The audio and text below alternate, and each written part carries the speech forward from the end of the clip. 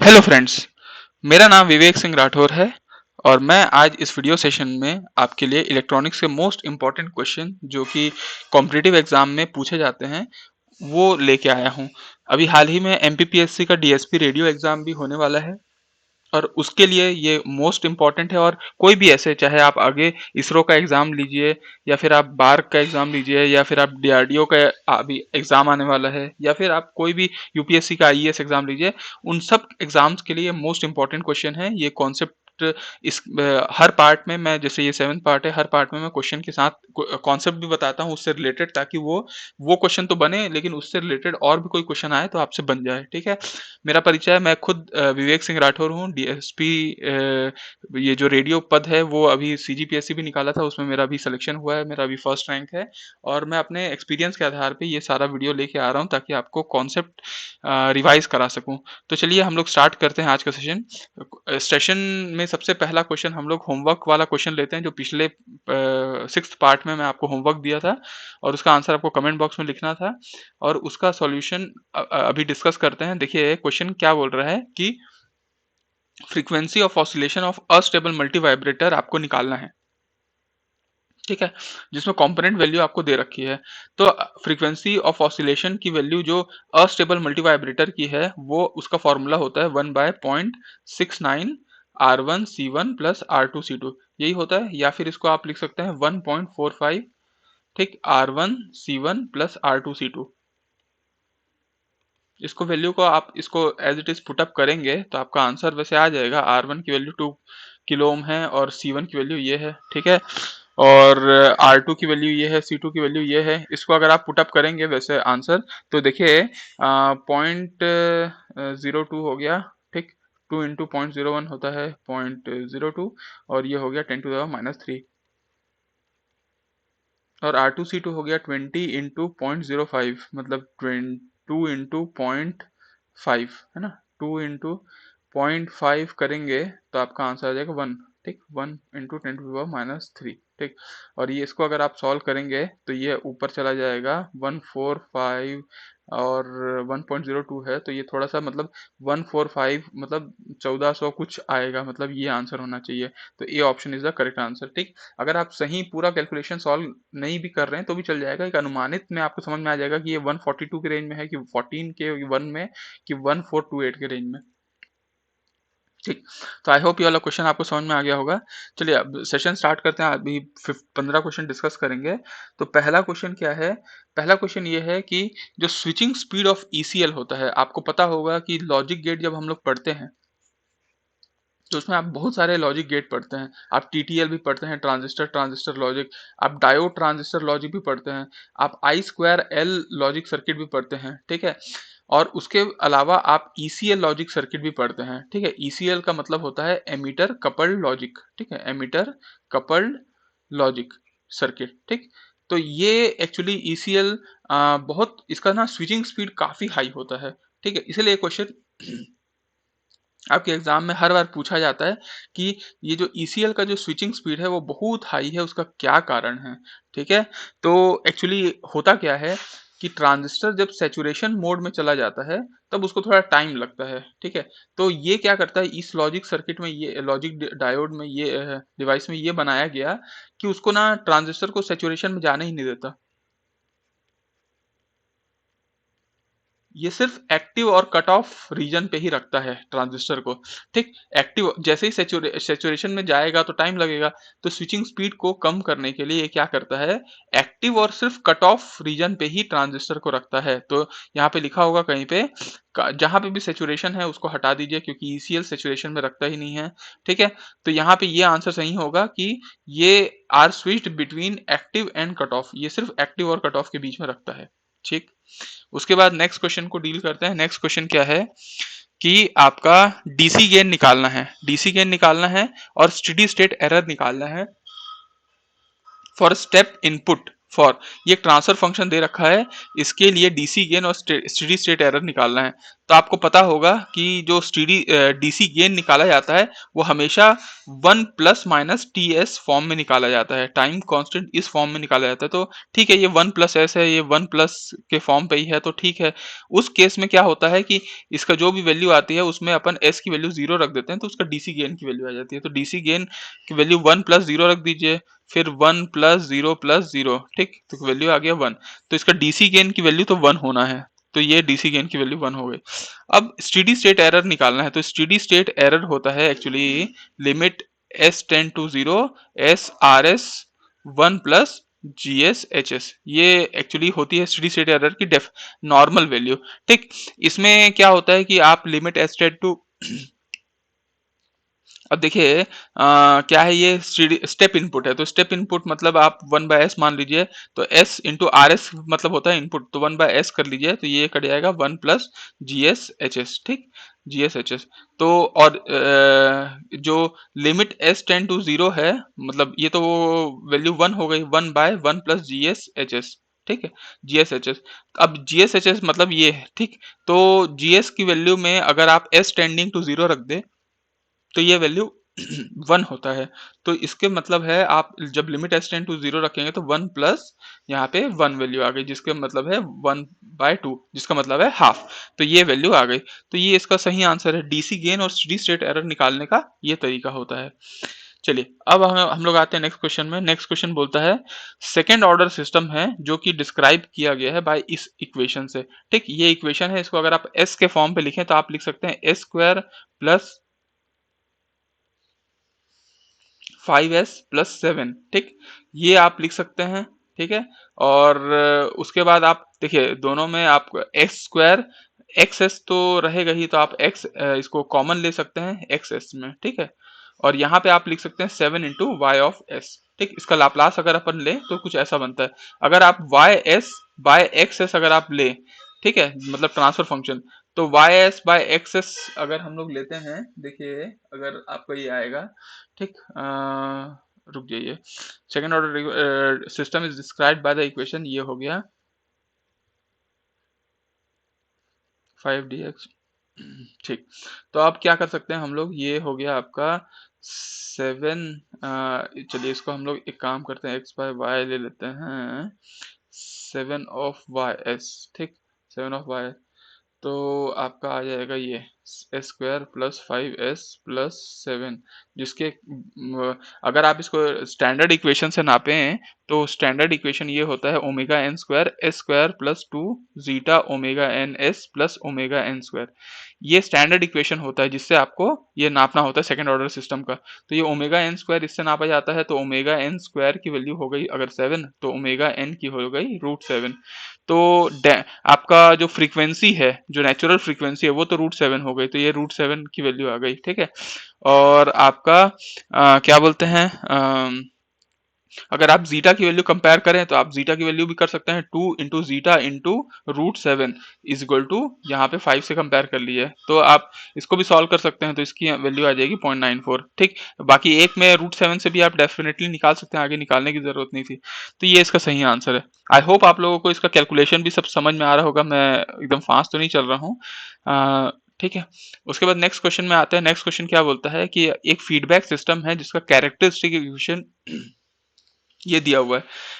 एक स्टूडेंट है जो मेरे को कमेंट भी किए थे कि उनको रूथ हर्विट्स वगैरह समझना है, तो मैं टॉपिक बाय टॉपिक वाला जो सीरीज है वो लेके आऊंगा, अलग अलग टॉपिक का चीज। लेकिन अभी तो मैं क्वेश्चन प्रैक्टिस करा रहा हूँ, तो उसको देखिएगा, उससे ही आपका कॉन्सेप्ट क्लियर हो जाएगा। जनरली रूथ हर्विट्स को कैसे बनाया जाता है, जनरली अगर ऐसे बनाया जाता है, ठीक है। इसमें एस का जो हाईएस्ट पावर है उसको यहाँ पे लिख दिया जाता है, तो S4 है, और वैल्यू को यहाँ पे रख दिया जाता है, तो 1, फिर यहाँ ऑड नंबर पे यहाँ पे 5, और फिर यहाँ पे 15, ठीक। और यहाँ पे s, इससे नीचे s³, और ये वाले नंबर को लिख देंगे, तो हो गया आपका 20k, और ये हो गया आपका 10, ठीक। अब उससे कम हम लोग s² लेते हैं। अब इसको इससे मल्टीप्लाई कर लेते हैं, तो कितना हो गया 100k, माइनस ये हो गया आपका 10, डिवाइडेड बाय कितना हो गया 20k, और ये आपका यहाँ से यहाँ मल्टीप्लाई हुआ, फिर ये माइनस हुआ, और फिर ये इससे डिवाइड किए, तो आपका आंसर आ गया 15। तो इसको अपन एज इट इज यहाँ 15 लिख देते हैं।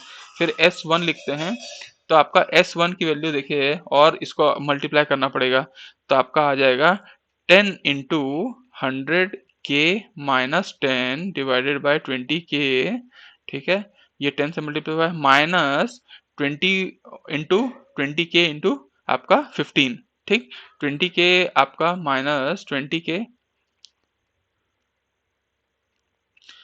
20k इंटू 15 डिवाइडेड बाय आपका ये वाला टर्म जो आपका आ गया 100k minus 10 divided by 20k, ठीक, ये वाला टर्म, और उसके बाद s टू द पावर 0 में ये वाला टर्म एज इट इज आ जाएगा, ये 15, ठीक, तो ये आपका आ गया। तो अब ओवरऑल पूरा जो दारोमदार है वो इस वाले पार्ट पे है, ये जो पोर्शन आपको दिख रहा होगा ये पोर्शन, ये क्योंकि बाकी सब तो पॉजिटिव हैं, बाकी सब अगर आप देखेंगे तो पॉजिटिव आपको दिखेंगे। मान लो 20k की value k is greater than 0 पे ये वैल्यू पॉजिटिव हो जाएगी, ठीक है। आप इसको भी बना सकते हैं 100k माइनस 10 बाय 20k को अगर ग्रेटर देन 0 रखें तो ये वैल्यू आ जाएगी 100k minus 10 is greater than 0, तो 100k इज ग्रेटर देन 10, ठीक है, तो आपका यहाँ पे वैल्यू आ जाएगी k should be greater than 10 by 100, ठीक, तो ये आ गया 0.1। यहाँ पे भी आप अगर आप k की वैल्यू पॉजिटिव रखें तो आ जाएगी, ठीक है, लेकिन यहाँ पे अगर आप इसको सॉल्व करेंगे तो आपकी वैल्यू जो आएगी, इसको थोड़ा सा आप इसको सॉल्व करेंगे तो आपको समझ में आ जाएगा कि ये जो सिस्टम है ये पॉजिटिव होगा नहीं, ठीक है, क्योंकि कोई भी वैल्यू पे ये पॉजिटिव नहीं होगा, इसलिए इसका आंसर जो है वो आपका unstable for all values of k आएगा। तो इसका ये आंसर आएगा, इसको अगर आप सॉल्व करेंगे तो इसका आंसर आएगा कि it is unstable for all value of के, ठीक है, इसको अभी यहाँ पे जगह नहीं है इसलिए यहाँ पे आप इसको सॉल्व करके देखिएगा, इसमें कोई भी के की वैल्यू रखेंगे तो आंसर पॉजिटिव नहीं आएगा, और पॉजिटिव नहीं आएगा तो आप समझ जाइए कि फर्स्ट जो लाइन है वो उसके सारे एलिमेंट पॉजिटिव होने चाहिए। फिर नेक्स्ट क्वेश्चन पे आते हैं। नेक्स्ट क्वेश्चन क्या बोलता है कि aliasing in the context of programming language, ठीक है, ये शब्द आपको याद रहना चाहिए, एलियाजिंग, अलाइजिंग बोलते हैं, एलियाजिंग, एलियाजिंग आप कम्युनिकेशन सिस्टम में भी पढ़ते होंगे। एलियाजिंग का मतलब, एलियास का मतलब होता है फेक नेम, ठीक है, अलग टाइप का डुप्लीकेट बोल सकते हैं। तो अगर प्रोग्रामिंग लैंग्वेज की बात करें तो उसमें एलियाजिंग का मतलब ये होता है कि जब मल्टीपल वेरिएबल को अगर आप एक ही लोकेशन दे देते हैं, सेम लोकेशन अगर आप दे देते हैं मेमोरी लोकेशन, और उसमें मल्टीपल वेरिएबल हैं तो उसमें एलियाजिंग हो जाता है, इसलिए इसका सही आंसर है मेमोरी लोकेशन, ठीक है। मतलब एलियाजिंग का मतलब यह है कि अगर मल्टीपल वेरिएबल को अगर आप सेम मेमोरी लोकेशन देंगे तो उसको हम लोग एलियाजिंग इफेक्ट बोलते हैं, ठीक। नेक्स्ट क्वेश्चन बोलता है कि एक इंटरप्ट है, an interrupt in which an external device supply its address, ठीक है, आपका देखिए ये माइक्रो प्रोसेसर है, माइक्रो प्रोसेसर में बहुत सारे पिन होते हैं, उसमें इंटरप्ट वाले भी पिन होते हैं। तो जब इंटरप्ट में क्या होता है कि कोई एक्सटर्नल कोई डिवाइस है वो अगर अपना एड्रेस, ठीक है, इंटरप्ट रिक्वेस्ट के जरिए भेजता है तो उसको क्या बोलते हैं, an interrupt in which an external device supply its address and interrupt request, उसको क्या बोलते हैं, क्या उसको पोल इंटरप्ट बोलते हैं, क्या वेक्टर इंटरप्ट, क्या नॉन मास्केबल इंटरप्ट, या नन ऑफ दिस। तो इसका आंसर है वेक्टर्ड इंटरप्ट। वेक्टर्ड इंटरप्ट उस वैरायटी ऑफ इंटरप्ट को माना जाता है जो इंटरप्ट अपना एड्रेस भी खुद का दे देता है, ठीक है, एड्रेस भी प्रोवाइड करता है, उसको अपन वेक्टर्ड इंटरप्ट कहते हैं। तो इसका आंसर वेक्टर्ड इंटरप्ट है।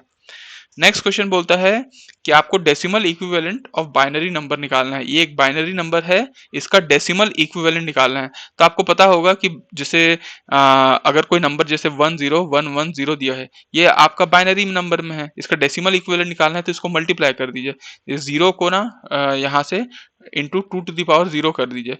ये जो 1 है इसको आप 1 को 2 टू द पावर 1 से कर लीजिए, फिर ये जो 1 है इसको आप 1 इंटू 2 टू द पावर 2 कर लीजिए, ये 2 की जो है ना इसको बढ़ाते चले जाइए, फिर ये 0 है तो इसको 2 टू द पावर 3 से कर दीजिए, फिर 1 है इंटू 2 टू द पावर 4 कर दीजिए, तो इसका आंसर हो गया 16, इसका आंसर हो गया 4, इसका आंसर हो गया आपका 2, ठीक है, 16 4 20 4 22, ठीक है, 22 तो यहाँ से आ गया, कहीं पे 22 दिख रहा है, 22 यहीं पे दिख रहा है, तो सीधा आंसर इसका 22 है। आगे सॉल्व करने की जरूरत ही नहीं है, आपको अगर सॉल्व करना है तो 0.11 को आपको 2 से मल्टीप्लाई करना पड़ेगा, ठीक है, और उसके बाद फिर आगे आपको बढ़ना पड़ेगा, ठीक। तो चलिए आगे बढ़ते हैं और नेक्स्ट उसमें क्वेश्चन में देखते हैं। नेक्स्ट क्वेश्चन क्या है कि आउटपुट जो क्यू एन है, ठीक है, ऑफ जेके फ्लिप फ्लॉप वो 0 है, जो क्यू एन की वैल्यू है वो 0 है, ठीक है। अगर ये इट चेंजेस टू वन, मतलब इसका जो नेक्स्ट जो है वो ये वन में चेंज हो जा रहा है, और जब क्लॉक पल्स लगता है तो इसका जो इनपुट होगा जे और के, वो क्या क्या होगा, ठीक है, वो क्या क्या होगा। तो आपको पता है, अगर मैं आपको इसका वो बताऊं, टेबल बताऊं, तो क्यू एन और क्यू एन प्लस वन को अगर आपको याद रखना है तो 00 0 1 1 0 1 1, और इसको याद रख लीजिए 01 XX, फिर इधर 01 XX। ठीक है, वापस आपको लेके चलता हूँ और आपको ऐसे ही समझाता हूँ। देखिए कंडी, आप क्या लिखिए, इस टाइप के क्वेश्चन में क्या करिए, जो अभी का आउटपुट है वो क्यू एन है, जो वो चेंज हो रहा है वो क्यू एन प्लस वन डालिए, उसके लिए इनपुट खोजना है। तो आप यहाँ पे चार कंडीशन है, 00 होगा, 01 होगा, 10 होगा, 11, चार कंडीशन है पॉसिबल। इसको लिख लीजिए 01 XX, 01 XX। अब आप देख लीजिए क्या बोलता है कि आउटपुट जो क्यू एन है वो जीरो है, और चेंजेस टू वन, मतलब पहले जीरो था फिर चेंज हो रहा है वन में, तो इसका आंसर क्या होना चाहिए, 1x। तो 1x will be the correct answer, simple सा। ठीक, तो इस टाइप का कोई और वैरायटी का क्वेश्चन भी आएगा तो भी आपको ऐसे ही बना लेना है। ठीक, उसके बाद नेक्स्ट क्वेश्चन में आते हैं। नेक्स्ट क्वेश्चन क्या बोलता है, एक डिजिटल मल्टीप्लेक्सर है, ठीक है, digital multiplexer can be used for which of the following, ठीक, वो किस लिए यूज होता है डिजिटल मल्टीप्लेक्सर। तो आपको पता है कि एक जो मल्टीप्लेक्सर होता है उसमें बहुत सारे इनपुट होते हैं, मल्टीपल इनपुट, और एक सिंगल आउटपुट होता है, और सिलेक्शन लाइन होते हैं बेस्ड ऑन कितना इनपुट है आपका। ठीक है, तो ये डिजिटल मल्टीप्लेक्सर है, तो ये क्या करता है, पहली बात तो पैरेलल को सीरियल में कन्वर्ट करता है, तो parallel to serial conversion possible है। मेनी को वन में कन्वर्ट करता है, तो मेनी टू वन स्विच है। To generate memory chip select, तो ये मेमोरी चिप सेलेक्ट नहीं करता, वो डिकोडर करता है, तो डिकोडर का काम ये है, तो ये नहीं करता। कोड कन्वर्जन करने का भी काम ये नहीं करता, वो भी डिकोडर करता है, तो ये आंसर नहीं होगा, तो इसका आंसर होगा 1 and 2 will be the correct answer. ठीक, उसके बाद नेक्स्ट क्वेश्चन में आते हैं। नेक्स्ट क्वेश्चन क्या बोलता है कि एक बाइनरी फुल सब्सट्रैक्टर क्या होता है। तो आपको, आप पढ़े होंगे binary half adder, full adder, half subtractor, full subtractor. तो जो फुल सब्सट्रैक्टर होता है वो दो दो हाफ सब्सट्रैक्टर प्लस एक और गेट से बनता है। इसका डायग्राम है, आपको दिखाता हूँ, ये देखिए ये डायग्राम है आपका, एक एक्सॉर गेट दिख रहा होगा, एक एंड गेट, और यहाँ पे नॉट गेट। तो यहाँ पे आपका क्या होता है, ए एक्सॉर विथ बी। ठीक है, अगर आपको पता होगा फुल सब्सट्रैक्टर में क्या होता है कि आपका जो देखिए सब्सट्रैक्ट करेगा तो जो आंसर आएगा वो सब्सट्रैक्शन वाला आंसर आएगा, और एक बोरो वाला भी आंसर आएगा। ठीक है, जो बोरो लिया होगा सब्सट्रैक्शन के समय। तो इसका सम का जो अपन एक्सप्रेशन निकालते हैं वो निकालते हैं A XOR with B XOR with C, ये होता है। और जो आपका बोरो होता है उसका जो आंसर आता है उसमें आपका आपका ये ए वाला जो टर्म है, जैसे फुल एडर और फुल सब्सट्रैक्टर में यही अंतर है कि जहां जहां आपका ए वाला टर्म है वहां ए बार आ जाएगा, यही सिंपल वो है। तो देखिए दोनों बनता कैसे है, एक आपको हाफ सब्सट्रैक्टर दिख गया, ये एक हाफ सब्सट्रैक्टर में क्या होता है, एक एक्सॉर गेट होता है, एक एंड गेट और एक नॉट गेट। तो ये हाफ सब्सट्रैक्टर हो गया, ये एक और हाफ सब्सट्रैक्टर हो गया। ठीक है, तो इसका जो आउटपुट मिला वो आपको A XOR with B XOR with C आ गया।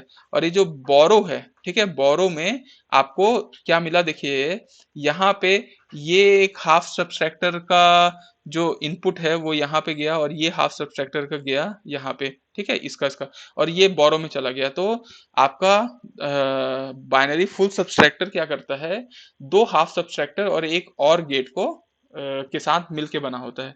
तो ये इसका सही आंसर है।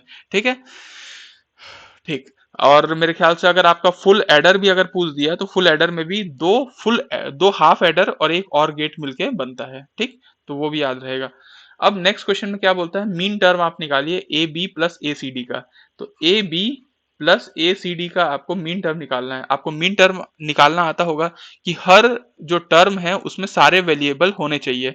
तो ए बी में अगर आपका सी प्लस सी वाला टर्म ही नहीं है तो आप सी प्लस सी बार भी लिख सकते हैं, क्योंकि सी प्लस सी बार की वैल्यू होती है 1, तो वो मल्टीप्लाई होकर वही आ जाएगी। और डी भी नहीं है तो डी प्लस डी बार कर लीजिए। प्लस ए सी डी है तो इसमें बी नहीं है तो बी प्लस बी बार कर लीजिए। तो ये आपका मीन टर्म आपका निकल जाएगा कि टोटल मीन टर्म क्या है। तो ये आपका आ जाएगा ए बी सी, ठीक है, प्लस ए बी सी बार, और इसको आप मल्टीप्लाई कर लीजिए डी प्लस डी बार से।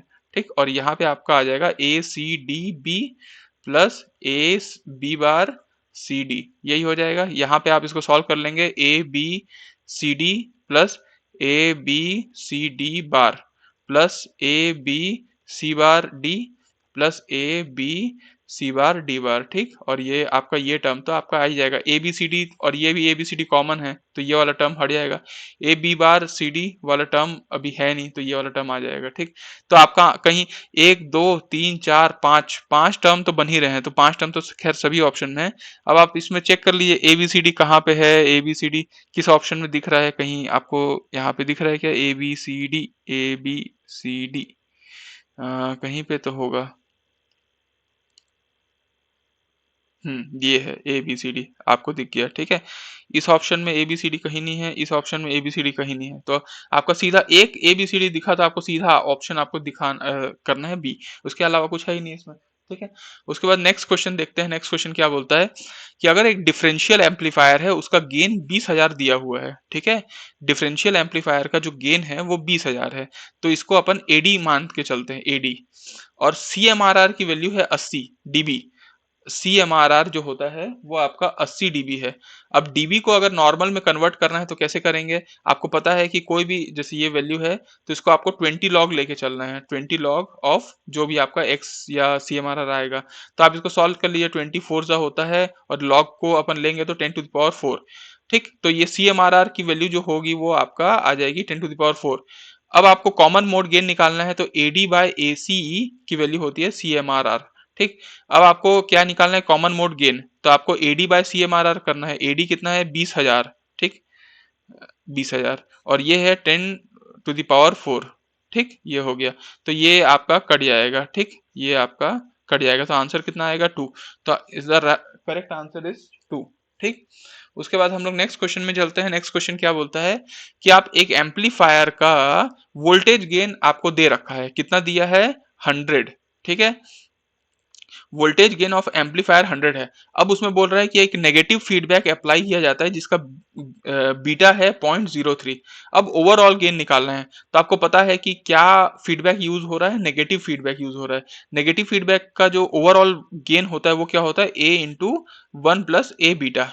तो ए की वैल्यू तो दे रखी है 100, और यहाँ पे आपको 100 दे रखा है, बीटा की वैल्यू दे रखा है 0.03। तो ये हो गया आपका 100 डिवाइडेड बाय 1 प्लस 0.03 की वैल्यू हो गई 3, तो 1 प्लस 3 4, 4 25 जा 100, तो इसकी वैल्यू आंसर आ गई 25, सिंपल, ठीक।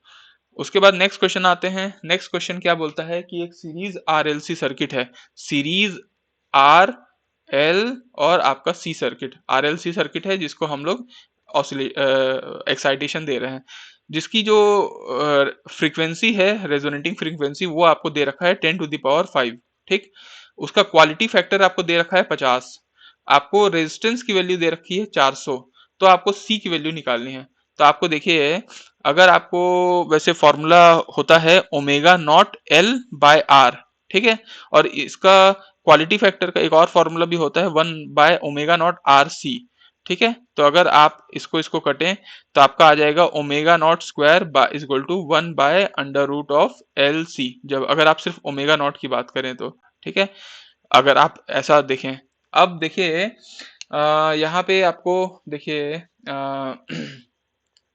आर की वैल्यू है और ओमेगा नॉट की वैल्यू है, ठीक, ठीक। तो ये वाले क्वेश्चन में, और उसके बाद अब हम लोग आगे क्या कर सकते हैं, देखिए इसमें एल की वैल्यू तो दे नहीं रखा है, तो इसमें अपन इससे ना निकाल के इसको अपन एक काम कर सकते हैं, ये आर आर को ना काट के ये omega naught L by R, ये तो क्वालिटी फैक्टर है, क्वालिटी फैक्टर की वैल्यू 50 दे रखी है, और ये ओमेगा नॉट की वैल्यू दे रखा है 10⁵, आर की वैल्यू दे रखी है 400। तो सिंपल आप सी निकाल सकते हैं, सिंपल आप यहाँ इसको मल्टीप्लाई करेंगे 5 4 जा 20, तो ये आपका आंसर आ जाएगा 5 4 जा 20। जैसे इसको नीचे लेके चलते हैं, चलिए 1/c को है, तो ये हो गया आपका 10⁵ इंटू आपका 5 4 जा 20, 20 ये हो गया, और ये हो गया आपका 3 इंटू 10⁵, तो ये हो गया 5 3 8 9, तो ये ऊपर चला गया 9, तो 10⁻⁻9, 1/2 मतलब होता है 0.5, ठीक है, 0.5, और ये इंटू 10⁻⁻9, मतलब अगर आप देखें तो ये 500 पिको फैरेड की वैल्यू हो जाएगी। तो ये आपका C option is the correct answer, ठीक। तो इस टाइप से क्वेश्चन बनता है। उसके बाद हम लोग मेरे ख्याल से, हाँ, लास्ट क्वेश्चन में आते हैं। लास्ट क्वेश्चन क्या बोलता है कि एक 5 मिली वोल्ट का एक सिग्नल 1 किलोहर्ट्ज सिनोसाइडल सिग्नल को अप्लाई करते हैं इनपुट ऑफ द ओपैम्प में। जो ओपैम्प क्या है, एक इंटीग्रेटर की तरह दिख रहा है आपको, ठीक है, आर और सी लगा इंटीग्रेटर, जिसमें आर की वैल्यू 100 किलो ओम है और सी की वैल्यू 1 माइक्रोफेरेड है। तो आउटपुट वोल्टेज निकालना है। अब इंटीग्रेटर क्या करता है, 1/RC ले लेता है और आपका जो भी इनपुट दिए हैं उसको आपको इंटीग्रेट कर देता है। तो 1/R और सी की वैल्यू है 100 किलो ओम, ठीक है, तो इंटू 10⁻³ कर देते हैं, और 1 माइक्रोफेरेड मतलब 1 इंटू 10⁻⁻6 कर देते हैं। तो ये आपका 10 माइनस, ये तो कट गया, -3 हो गया और ये -1 हो गया, मतलब ऊपर में चला गया ये 10, ठीक, ये 10 हो गया। और ये आपका टोटल जो Vm है, मतलब यहाँ अब देखिए Vi है तो इनपुट वोल्टेज क्या है, 5 मिली वोल्ट और 1 किलो हर्ट्ज का। तो क्या है, जब ये इंटीग्रेट होगा तो ये इंटीग्रेट वोल्टेज तो सामने चला जाएगा, मतलब ये क्या हो जाएगा, Vm divided by R C, और यहाँ पे मान लीजिए साइन ओमेगा टी है, तो ओमेगा एम तो बाहर आए, नीचे आएगा ही वो होने में, ठीक है, और बाकी यहाँ पे आ जाएगा आपका कॉस ओमेगा टी, ठीक, इंटीग्रेट होने के बाद। तो Vm की वैल्यू यहाँ, जैसे ये 1/RC को तो मैं सॉल्व कर लिया, इसकी वैल्यू 10 आ गई, तो 10 1/RC है इंटू Vm की वैल्यू है 5 मिली वोल्ट इंटू 10⁻³ और ओमेगा की वैल्यू अगर आप देखें तो ये होगा 2 पाई इंटू 1 किलो हर्ट्ज, ठीक है, मतलब 10⁻³ तो ये आपका हो गया आपका, देखिए ये हो गया आपका, ये कट गया तो ये हो गया आपका 10⁻², ठीक, और ये ऊपर चला गया तो हो गया 10⁻⁵, ठीक है, और ये हो गया पाई को आप जनरली क्या कर सकते हैं, 3 मान सकते हैं, 3.14 होता है तो आप 3 के आसपास या 3.14 माने, तो 3 दूनी 6, तो ये 6 के आसपास आ गया, ठीक है। 5/6 मतलब ये लगभग आप मान के चलिए, अच्छा, ये 2 पाई है, इसको अगर अपन पाई के टर्म्स में भी देखें तो यहाँ पे पाई के टर्म्स में भी लिखा जा सकता है। तो यहाँ अगर पाई के टर्म्स में लिखें तो ये नीचे पाई है और ये 40 आपका आ जाएगा, अगर आप इसको नीचे लेके सॉल्व करेंगे तो, ठीक है, तो ये आपका आ जाएगा 1/40 पाई। और आपका कोई ऐसा तो फेज शिफ्ट नहीं है, बस ये है कि ये नेगेटिव टर्म में है तो इसका आंसर नेगेटिव में आना चाहिए, तो इसका नेगेटिव है -1/40 पाई और कॉस ऑफ ओमेगा टी, जो कॉस ऑफ ओमेगा टी है, ठीक है। तो आपको यहाँ पे ये चीज को ध्यान रखना है, ठीक। अच्छा, ओके, इसके बाद चलिए ये क्वेश्चन तो खैर सॉल्व हो गया। इसके बाद नेक्स्ट जो क्वेश्चन है वो होमवर्क क्वेश्चन है। होमवर्क क्वेश्चन आप यहाँ पे नोट डाउन कर सकते हैं। एक ट्रांजिस्टर आपको दे रखा है और ये इसका जो बीटा की वैल्यू है वो 100 है, बीटा की वैल्यू 100। आपको बस ये निकालना है कि ये ट्रांजिस्टर कट ऑफ में है, सेचुरेशन में है, एक्टिव या फिर सेचुरेशन में है। तो ये आपको निकालना है इस वैल्यू को। इसका अगर आपको ये सॉल्यूशन पता चले तो आप कमेंट बॉक्स में बताइए, और नेक्स्ट जो इसका पार्ट आएगा उसमें जरूर इसका सॉल्यूशन देखिएगा अपने आप को क्रॉस चेक करने के लिए, ठीक है। तो आई होप आज के जो पार्ट हैं उसमें आप लोगों के लिए काफी, जैसे ये एनालॉग का क्वेश्चन था तो एनालॉग का क्वेश्चन, ये भी आपका ये नेटवर्क का भी है और कहीं ना कहीं एनालॉग का भी पार्ट है, ये भी एनालॉग का पार्ट है और ये एनालॉग है। यहाँ से आप डिजिटल के क्वेश्चन आप देखे होंगे, ठीक है, यहाँ हम लोग पूरा डिजिटल के, फिर यहाँ पे हम लोग माइक्रो प्रोसेसर के क्वेश्चन देखे थे, फिर यहाँ कंट्रोल सिस्टम के हम लोग काफी क्वेश्चन देखे, डिजिटल के क्वेश्चन देखे। तो काफी आज हम लोग वैरायटी ऑफ सब्जेक्ट के क्वेश्चन देखे हैं। अगर आपको पसंद आया होगा ये वीडियो, अगर आपको हेल्पफुल लगा होगा, पसंद तो खैर ठीक है, हेल्पफुल लगा होगा तो ज़रूर कमेंट बॉक्स में बताइएगा कि ये सीरीज़ को अभी कंटिन्यू रखना चाहिए या नहीं चाहिए। और कोई भी ऐसा डाउट आए या कोई भी ऐसा कोई क्वेरी हो तो आप मेरे को मेल भी कर सकते हैं, ठीक है। और आप यहाँ पे कमेंट बॉक्स में भी अपना कमेंट छोड़ सकते हैं ताकि वो अगर सबके लिए यूजफुल होगा तो, ठीक है। फिर मिलेंगे नेक्स्ट पार्ट में, तब तक के लिए tata bye bye, see you, have a good day सभी को, जय हिंद जय भारत।